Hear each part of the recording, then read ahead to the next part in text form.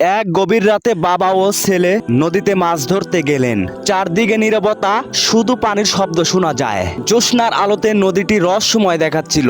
বাবা ও ছেলে মহান আল্লাহর নাম নিয়ে ছিপ ফেলে বসে থাকলো।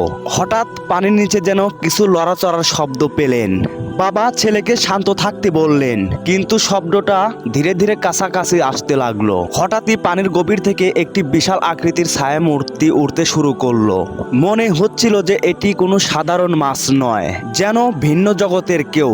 ছেলেটি ভয়ে ভয়ে বাবার মুখ দিকে তাকালো। বাবা ছেলেকে বললেন, ভয় পেও না, সবকিছু মহান আল্লাহর ইচ্ছা মতো হয়। তিনি চাইলে আমাদের কিছুই করতে পারবে না। মহান আল্লাহর নাম উচ্চারণ করে দুজনে সাহস করে থাকলেন। রহস্যময় ছায়াটি তাদের দিকে এক মুহূর্ত তাকিয়ে থাকলেও তারপর ধীরে ধীরে পানির গভীরে মিলিয়ে গেল।